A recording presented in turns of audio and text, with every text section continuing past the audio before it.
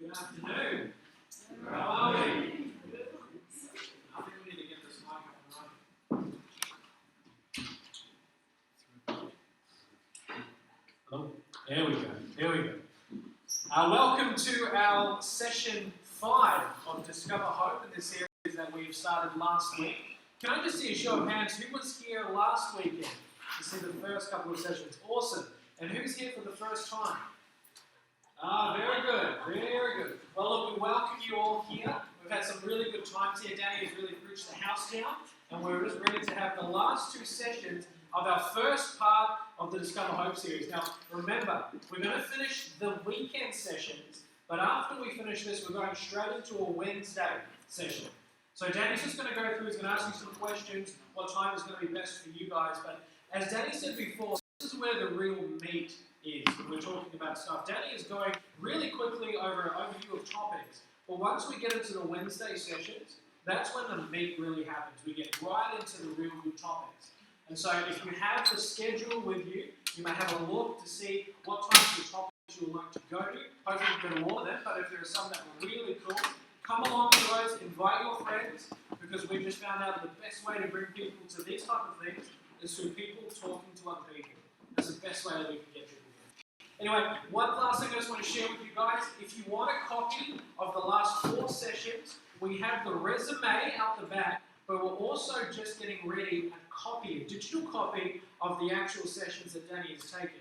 If you are interested, give Leif out the back and Dean your email address. And what we'll do is we're just getting the files ready. We're going to send you a link where you can actually get the copies of the series. You can send them to friends or you can keep them for yourself. And if you really, really want a DVD copy, we can look at that as well. But that's just information for you guys, just in case you've missed a few sessions. But anyway, let's get right into it. Enough is enough. We'll just invite Danny up and we'll start our session. All right, thanks, Dan. Good afternoon. How is everyone this afternoon? Very happy? It's good. Isn't it good to have a bit of rain? Yeah, being from Melbourne, I love the rain. We got plenty of rain down there. And I shared with you last week, didn't I, that Melbourne has won for the 6th time in a row the most livable city in the world. Did you know that? Yeah, Melburnians are the ones that voted for it. So they were in charge of the voting. No, it's good to live everywhere in Australia. We live in a blessed country. I was in Perth just this week. Not the way I wanted to go to Perth. I did one of my best mates' funeral. I took the funeral for one of my best mates who passed away tragically. So I was in Perth for the first time, and Perth's a very nice city. Very nice city. Nice and slow, the life there. So, but it's good to be back here on the Central Coast. Now, yeah, those who are here for the first time, a big warm welcome to you, as Dan said.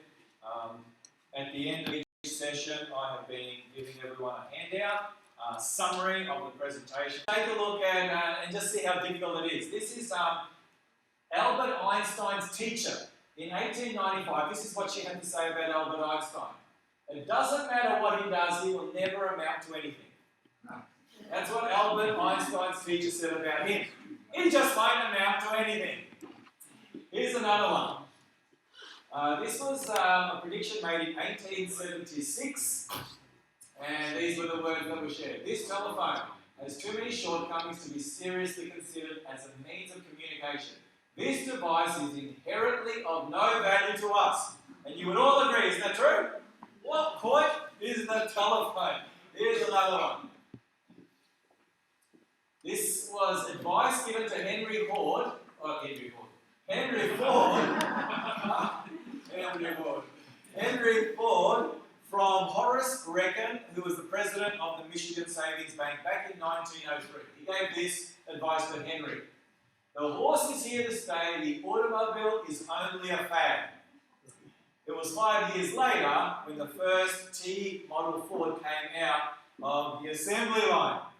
So you can just see how difficult it is to make a prediction. Here's another one. This is one of my favourites. This was advice given by Daryl Zanuck, who used to work for 20th Century Fox back in 1946 regarding the television. Television won't last because people will soon get tired of staring at a plywood box every night. I mean, who's got time for television? No one's going to be bothered with television. No one's interested in television. Here's another one regarding the computer. Okay, this was Thomas Watson. Okay, he was chairman of IBM in 1943 when he said these words: "I think there is a world market for maybe 5 computers." We all laugh because today in our pockets most of us carry a computer. Isn't that right? Here's another one. There is no reason anyone would want a computer in their home. This was advice given by Ken Olsen, president and chairman and founder of Digital Equipment back in 1977. When I was 6 years old, there you go, that gives away my age, they didn't think that anyone would want a computer in their home. Who would be silly enough to have a computer in their home? You know how big computers were back then? They were massive monstrosities. They didn't even going to fit one in the normal home. And this was from Charles H. Jewell, Commissioner from US Office of Patents back in 1899. He said these words: "Everything that can be invented has surely already been invented." More than 100 years ago. Can you see prophecy and prediction? It's not an easy thing. It's not a business that you'll do well in, because it's so hard to predict the future. I think we all agree with that, and this is just a simple illustration of that. Today we're going to be taking a look at a prediction, an incredible prediction that God has given in the Bible through His servant Daniel. And then we're going to take a look at a prophecy that has brought about the conversion of more atheists and agnostics to Bible-believing Christians than any other prophecy that I know of. In fact, I have one of my best mates. He's also a fellow minister. He's from England.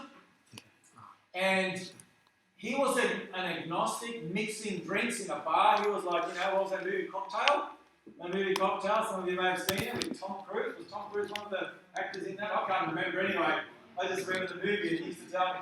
He was mixing drinks when he came across this prophecy that we're going to look at tonight, and absolutely floored him, changed his whole life. He's gone from an agnostic to a Bible-believing Christian who actually shares this with people as I do.